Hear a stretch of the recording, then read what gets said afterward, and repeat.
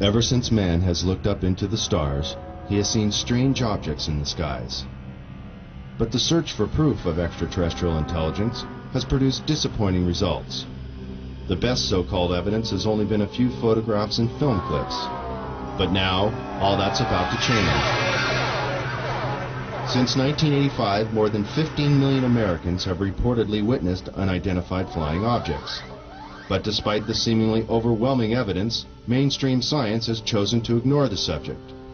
But now, for the first time in history, one of the greatest mysteries of this century is unraveling.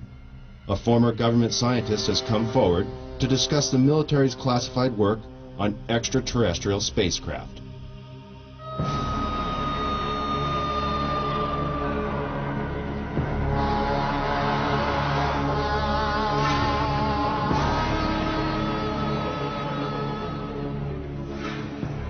Human advances in technology have exploded in a million directions and show no signs of slowing down. The ever-increasing pace of achievement in the last several decades is unparalleled in human history. The high cost of developing and producing these technologies has limited the number of contenders from the private sector, leaving the government and large corporate businesses on the cutting edge of new discoveries. Always in the public eye, big business competes for high-paying contracts, working night and day to invent or further develop the next big thing to satisfy the masses. The government, on the other hand, must conceal information concerning national security that, for obvious reasons, should not be public knowledge.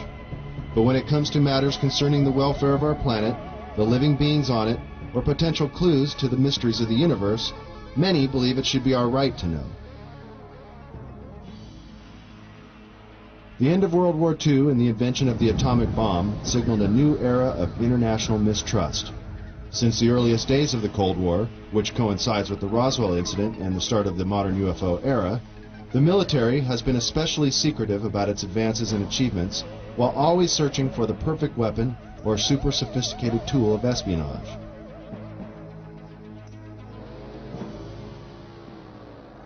High-tech surveillance equipment around the world, and even in space, has allowed global intelligence to see and be aware of many things that the common civilian cannot even begin to imagine.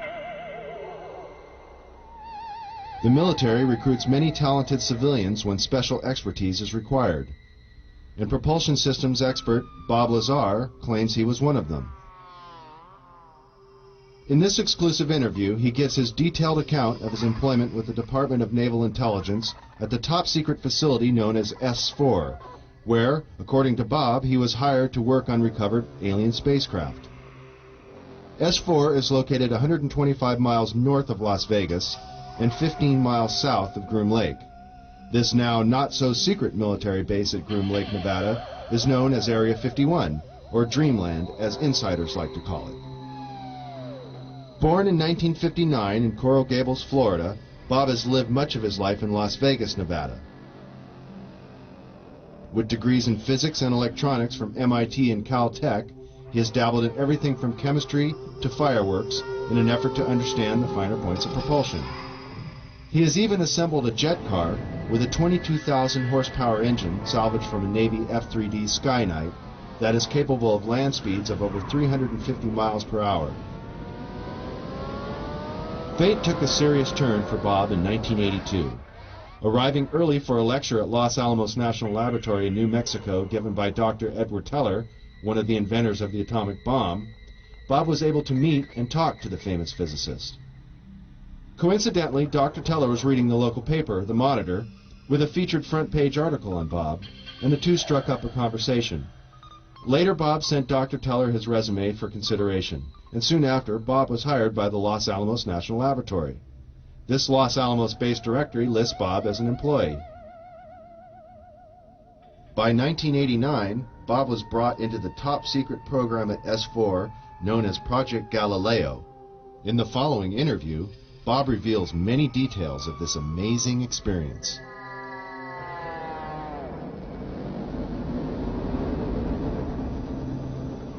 Did you witness any disk technology at Area 51?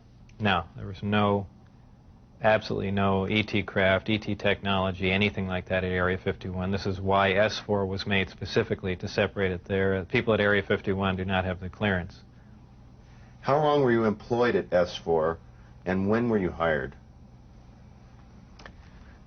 When was I hired at S4? I guess early '89, and I was probably there only about 6 months or so, on a very infrequent basis.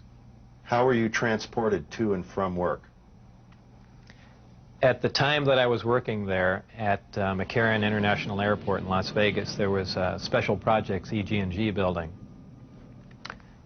When I was told to go to work, I drove there, parked my car there, and got in a plane at the airport, flew to Groom Lake, where I deplaned and waited for a bus, and the bus drove me down to S4.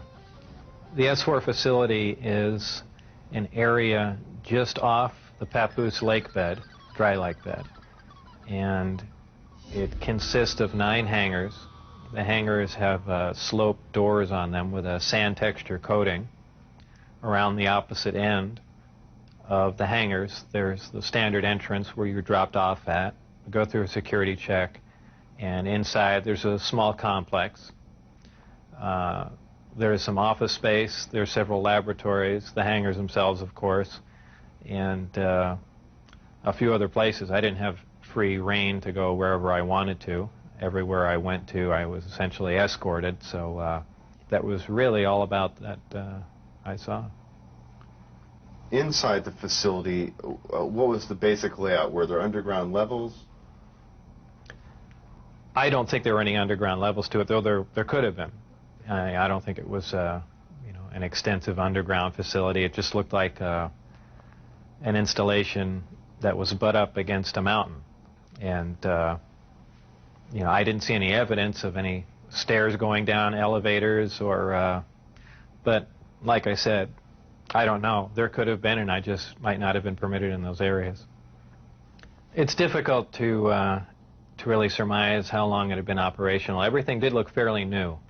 By that I mean I don't think this installation was there in the early 70s. Nothing was worn. Things look fairly freshly painted. So, as a ballpark guess, I would say it would really surprise me if the installation was older than 5, 7, 10 years, something like that. What agency is in charge of S4? Who controls the program? I was paid by the Department of Naval Intelligence, and what they're doing, researching extraterrestrial craft, is beyond me, but that's where my checks came from, so I can only assume that they were in charge of that. Did you see high-level government or military personnel at S4? No, not at S4. Anywhere in the overall facility at all? At Area 51, I believe